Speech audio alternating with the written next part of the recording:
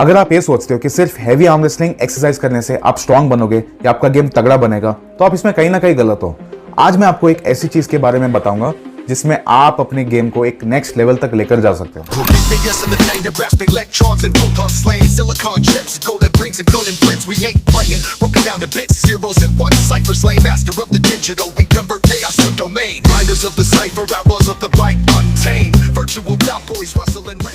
हम arm wrestling में strong होने की बात करते हैं तो सबसे पहले हम क्या इमेजिन करते हैं? लिफ्टिंग वेरी हैवी, नए पीआर सेट करना या 1 रेप मैक्स, राइट? लेकिन जब बात आती है ट्रेनिंग स्ट्रक्चर या प्रोग्रामिंग की, तब हम उसे उतना इफेक्टिवली डिजाइन नहीं कर पाते। सो आर्म रेसलिंग में आप कैसे स्ट्रांग बन सकते हो, इसका one of the many important answer जो है plyometric. Plyometrics is a way of once again generating a high amount of force for a short period of time. Today we're doing plyometric grip training. This will help your muscle recruitment speed, it will train your reaction time. जहाँ पर 90% of the Indian arm wrestlers इसे fail करते हैं follow करने में, और यही चीज़ world level के आर्म रेसलर्स इसे रेगुलरली अपने ट्रेनिंग में इम्प्लीमेंट करते हैं।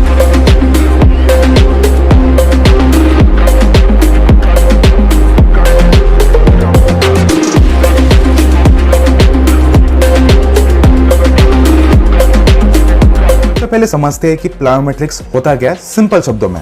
अगर आप कोई भी एक्सप्लोसिव मूवमेंट करते हो, जैसे जंपिंग, पुशिंग या थ्रोइंग मूवमेंट्स, उसे हम प्लायोमेट्रिक्स कह सकते हैं। टेक्स्ट बुक डेफिनेशन ये रहा। सो अब हम समझते हैं कि इसका इंपॉर्टेंस क्या है आर्म रेसलिंग में। अगर आप कोई भी परफॉर्मेंस बेस्ड स्पोर्ट्स को देखें, चाहे वो क्रिकेट हो सकता है, फुटबॉल हो सकता है, स्प्रिंटिंग, कोई भी स्पोर्ट हो सकता है, सब में प्लायोमेट्रिक्स का इन्वॉल्वमेंट होता है। जैसे हम देखते हैं ये सारे एथलीट्स ऑफ रिस्पेक्टिव स्पोर्ट सब अपने अपने ट्रेनिंग रूटीन में प्लायोमेट्रिक्स ऐड करते हैं। क्यों करते हैं? ताकि वो अपने स्पोर्ट में मैक्सिमम परफॉर्मेंस दे पाए। फॉर एग्जाम्पल 100 मीटर स्प्रिंटर, वो क्या करेगा? वो कौन से टाइप के प्लायोमेट्रिक्स करेगा? ऑब्वियसली लोअर बॉडी के प्लायोमेट्रिक्स। तो हम एज अ आर्म रेसलर हमको कौन से टाइप के प्लायोमेट्रिक्स करने चाहिए? ऑब्वियसली अपर बॉडी के प्लायोमेट्रिक्स, जहां पर हम अपने स्पोर्ट में मैक्सिमम परफॉर्मेंस दे पाए। अब हम बात करते हैं एक इंपॉर्टेंट कॉन्सेप्ट की, जो है फोर्स वेलोसिटी कर्व। ये कर्व ये बताता है कि जब आप कोई भी हाई फोर्स मूवमेंट करते हो तब आपका स्पीड कम रहेगी, और जब आप कोई भी हाई स्पीड मूवमेंट करते हो उसमें आपका फोर्स कम रहेगा। आर्म रेसलिंग में आपको दोनों चाहिए, हाई स्पीड, हाई फोर्स, जिसे हम पावर भी कहते हैं। तो आपको एक ऐसा रूटीन चूज करना है जहां पर आप हाई फोर्स और हाई स्पीड पे आप ट्रेनिंग करोगे। कैलिस्थेनिक बेस्ड जो एक्सप्लोसिव मूवमेंट्स है वो इसी कर्व पे रिलाई करता है।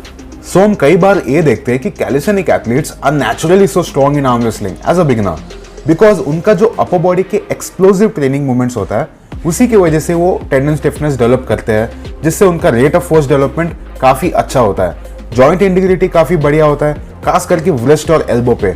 और इसी वजह से हम ये भी देखते हैं कि कई बार इनका जो कनेक्शन जो बनता है वो काफी ज्यादा रिजिड और स्ट्रांग होता है। तो जब कैलिस्थेनिक एथलीट्स आर्म रेसलिंग शुरू करते हैं तो एज अ बिगिनर उन्हें एक नेचुरल अपर हैंड मिलता है। मैं कुछ एग्जाम्पल्स देता हूँ आपको। जैसे मसल अप्स में काफी एक्सप्लोसिव तरीके से रिस्ट को कप करके रखना पड़ता है। ये भले ही आर्म रेसलिंग स्पेसिफिक एक्सरसाइज नहीं है, बट ऑफ सीजन में हम इसका जरूर फायदा ले सकते हैं। ऑफ कोर्स ये बात है कि सब मसल अप्स नहीं जानते होंगे, तो आप एक्सप्लोसिव पुल अप्स या हाई पुल जैसे वेरिएशंस को जरूर ट्राई कर सकते हो।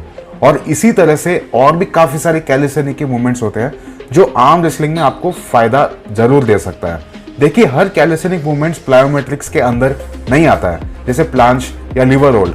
ये सारी चीजें ज्यादातर आइसोमेट्रिक्स में आता है। इसका भी फायदा होता है आर्म रेसलिंग में। इसके ऊपर मैं अलग से एक वीडियो बनाऊंगा फ्यूचर में। सो आर्म रेसलिंग में आपको यही समझना है कि आपको स्ट्रेंथ के साथ आपको स्पीड भी डेवलप करना पड़ेगा। ऐसा नहीं कि आपको हेवी लिफ्टिंग बंद करना है या आपको स्पीड पावर ट्रेनिंग ही करते रहना है। ये सही अप्रोच नहीं है। आपको इसका एक साइकिल फॉलो करना है। फॉर एग्जाम्पल, फर्स्ट 2 वीक्स आप हैवी लिफ्टिंग करोगे, जहाँ आप अपनी स्ट्रेंथ पर काम करोगे। इसमें आप 1 to 5 रेप मैक्स पीआर भी अटेम्प्ट कर सकते हो। फिर आपको स्विच करना है जनरल पावर ट्रेनिंग।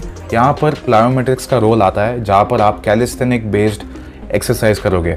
उसके बाद आप स्विच करोगे arm wrestling specific power training. ये सिर्फ एक एग्जाम्पल था। आप इसी तरह से एक अपना साइकिल डिजाइन कर सकते हो, जिसे हम पीरियडाइजेशन भी कह सकते हैं। अगर आपको ये इन्फॉर्मेटिव वीडियो पसंद आया तो लाइक करो और कमेंट करके बताओ कि नेक्स्ट वीडियो में कौन से टॉपिक पे बनाऊं। सो मिलते हैं नेक्स्ट वीडियो में। Till then stay strong.